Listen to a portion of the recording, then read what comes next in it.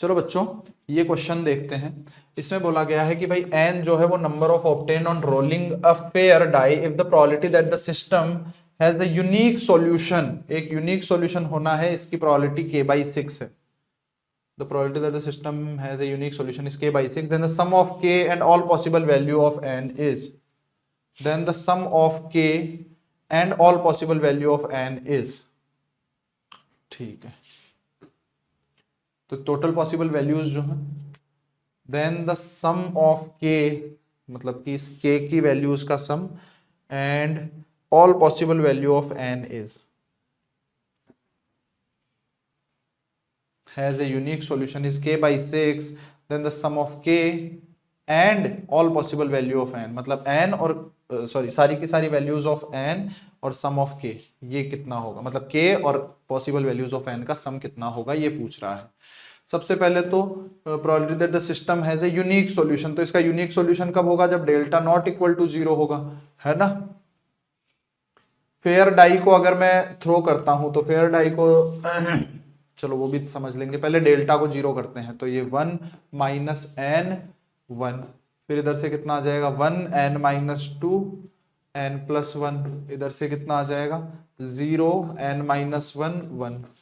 इसको कैलकुलेट करेंगे, first column के अबाउट ओपन कर रहा हूं तो n माइनस 2 माइनस कितना आ जाएगा दिस, ये कितना n minus 2 minus n square minus, एक सेकेंड,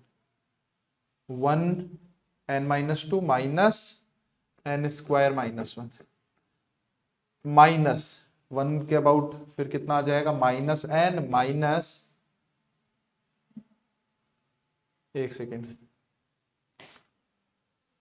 ये माइनस n माइनस ये कितना आ जाएगा n minus not equal to 0। ठीक है, सही निकाला है ना, कुछ गड़बड़ तो नहीं कर दी। n minus 2 minus n square minus 1, ये हो गया, फिर दिस तो ये कितना आ जाएगा minus n minus n minus 1, तो ये कितना आ जाएगा भाई, यहाँ से आ जाएगा n minus 2 minus n square plus 1 plus n minus 1 not equal to 0, तो यहाँ से कितना आ जाएगा n square 1 2 3 plus minus 3n minus 2, ये कैंसिल हो गए दोनों के दोनों, तो माइनस 2 उधर जाकर के प्लस 2 नॉट इक्वल टू 0, तो यहाँ से n, ठीक लिख रहा है, ठीक लिख रहे हैं भाई, n minus 1 into n minus 2 not equal to 0, तो n ना तो 1 होना चाहिए एंड n 2 भी नहीं होना चाहिए, n 1 भी नहीं होना चाहिए और 2 भी नहीं होना चाहिए, तो n की पॉसिबल वैल्यूज तो क्या आ गई, n 3 4 5 6, ये n की पॉसिबल वैल्यूज आ गई। यूनिक सॉल्यूशन हो इस बात की प्रोबेबिलिटी, तो बाकी के 4 केसेस के अंदर इसकी बाकी के जो 4 केसेस आएंगे, है ना भाई, ऐसे सोच के देखो, ये बोल रहा है कि if the probability that the system has a unique solution, तो n जब भी 1 या 2 नहीं होगा तब यूनिक सॉल्यूशन मिल जाएगा इसका, तो 4/6 भाई 3 हो जाए 4 हो जाए 5 हो जाए या 6 हो जाए, है ना। तो यहाँ से ये कितना आ जाएगा, k की वैल्यू कितनी आ जाएगी 4,